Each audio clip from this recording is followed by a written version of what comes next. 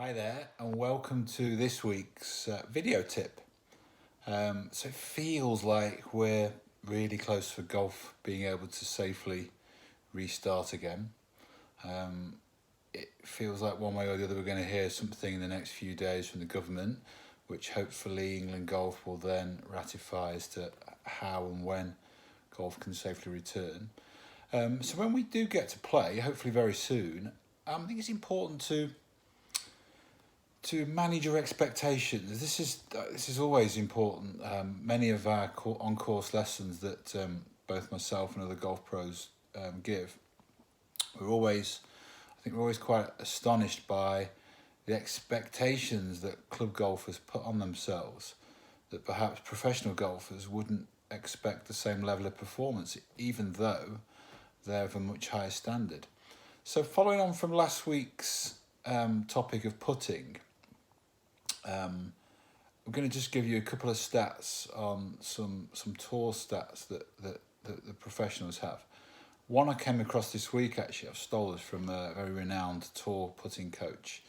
And this was that the average number of putts over 10 feet holed by tour players in a 72-hole tournament. Just have a think about that for a moment. That's 4 rounds of golf. How many putts over the distance of 10 feet on average are holed? So have a think. You got the number? The actual number of putts holed over 10 feet by tour players in a 4-round tournament is 5. Wow. Now be honest, who put at least a 1 in front of that number? So that's astonishing. So the best players on the planet, playing on the best greens on the planet, only hole on average 5 putts over 10 feet during 4 rounds of golf. Incidentally, the leaders of the category, the guys with the best putting stats, on average only hole 8 putts over 10 feet in that same tournament period. So that's astonishing. I think that we get used to seeing on TV the guys that are leading the tournaments holding lots of putts. So perhaps that's why we think that these guys are holding putt after putt after putt. But of course, these are the guys that are winning that week. So perhaps they would be slightly above the average that week because that's why they're going to win the tournament or contend the tournament.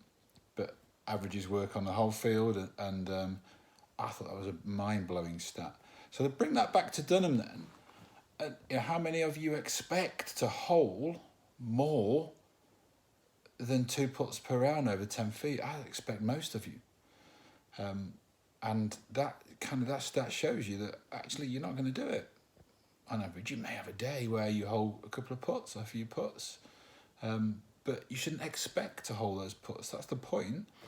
Yes, be pleased when you do, and practice so that you can, or at least have a go, but don't expect to hold up putts because that's going to lead to added pressure on yourself and on your game, and that added pressure is going to lead to worse performances, lower performances.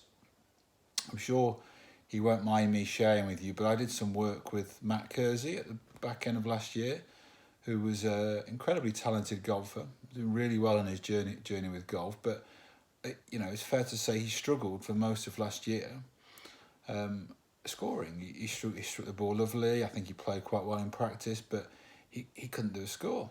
And each week he was getting more and more frustrated, putting more and more pressure on himself to try and shoot the scores on the competitions that he was doing in general play. So we had a 9-hole playing lesson, a couple of hours playing lesson, and it was remarkable. The turnaround in his game, in his competition game, was incredible, and his technique didn't change. His technique didn't need to change to get to the level where he wanted to get to initially, but his mindset changed, and just some very useful exercises that I got Matt to think about. Suddenly he saw the game slightly differently and took that less pressure on himself. Didn't need to try and chase birdie every hole like he was doing without really knowing it. But he's all of a sudden relaxed on the golf course more, hey presto, shot level par, I think, in a competition. Then, almost week after week, he didn't do a great score every single week, but he kind of was, because he was much more relaxed about going out there. His performance level in competitions and his scoring was greatly improved.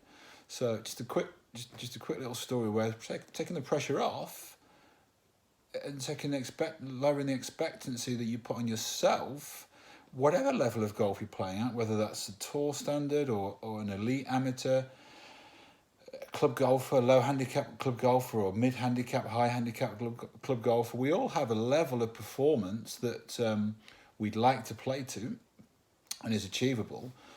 So again, lowering that expectations really might help you to be not only more relaxed on the golf course, but then see those better results. And one of the reasons why I've chose that as a topic tonight is because when we come back to golf soon, none of us will have played golf for 5 or 6 weeks. So we shouldn't really have any high expectations of how well we're going to play. Even if we've been managing to do a little bit of golf in back gardens and into nets, it's nothing like playing golf for real. Having that feel of the ball through the grass, for distance control and for feel. So all of our expectations should be quite low, but that doesn't necessarily mean that we'll see a downturn or a very bad downturn in our form, because we're more relaxed, lower expectations. Quite often our scores will be at least as good, if not better, than sometimes. There's a kind of saying in the game that when we've had a long layoff, that you get your first game back for free. That kind of really means that because we're not perhaps putting a lot of pressure on ourselves and we're not necessarily thinking intently about our swing and what we must do, we play a little bit more relaxed, and we have a good outcome. So hope that helps, guys. Hopefully you'll get a chance to put this in place soon. I can certainly hope so. It'd be desperate to get back there. All the hair's getting a bit longer. You can see hair on top's getting a lot longer. I'm a little bet with my kids that if they do their homeschooling, I won't have a shave until the golf course reopens again. So for a number of reasons, I really like the golf course to open very soon. So thanks again, guys. Stay safe. Hopefully, everything crossed that we're going to hear something really soon and we can all get back to playing a little bit of golf very quickly. Okay, guys, stay safe. I'll speak to you soon. Bye.